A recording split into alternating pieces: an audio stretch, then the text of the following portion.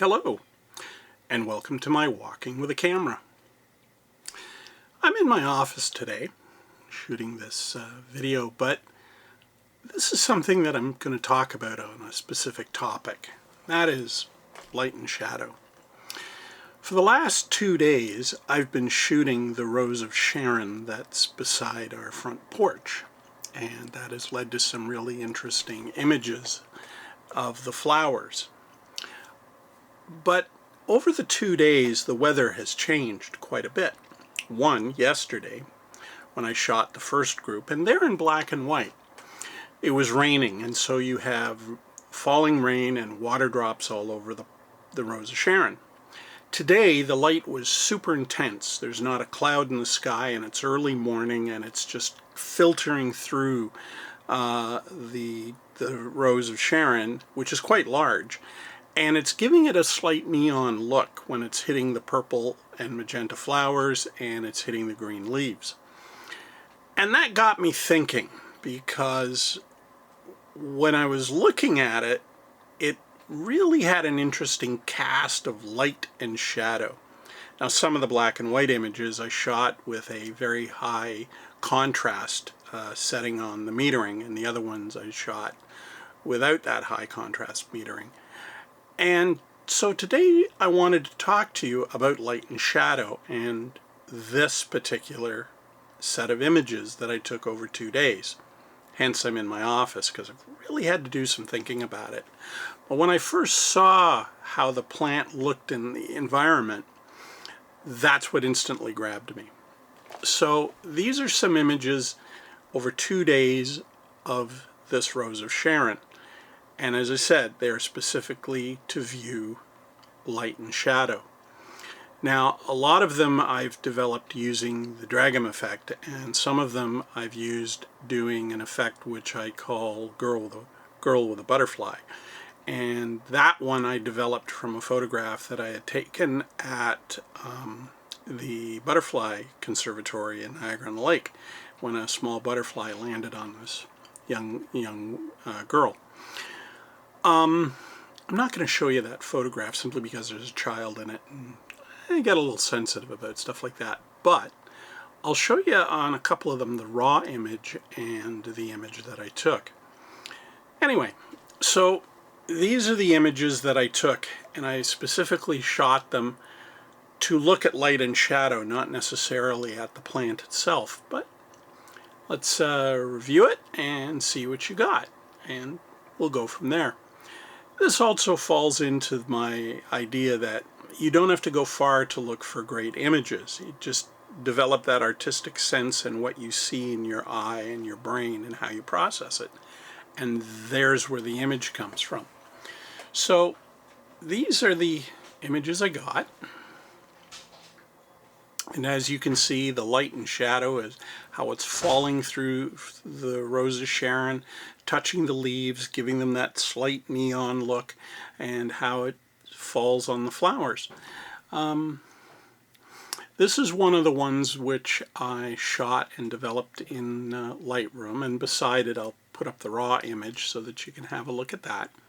And you can just sort of see the difference. The raw image has a slight softness to it, whereas the developed photograph a little harder, a little more edgy, so you can really bring out that detail.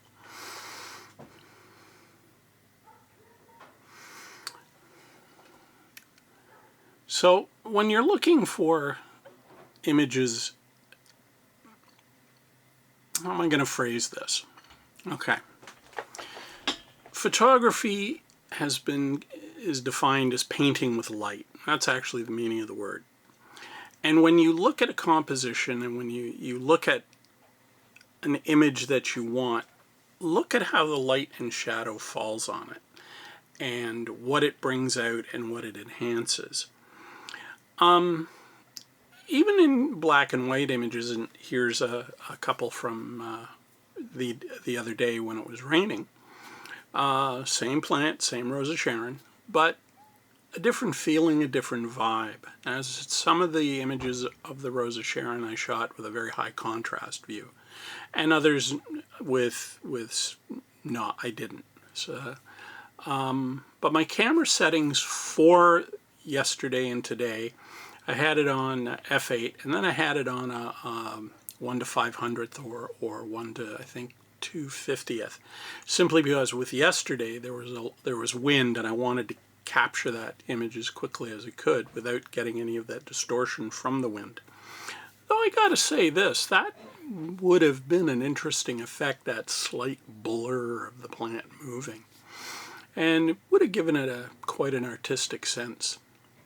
So again, there you have a situation where you experiment with what you have, what you're looking at in your composition. And so be prepared to sort of play around with your camera settings just so you can try something new or get a new effect or a new image. It all depends on what you're looking for.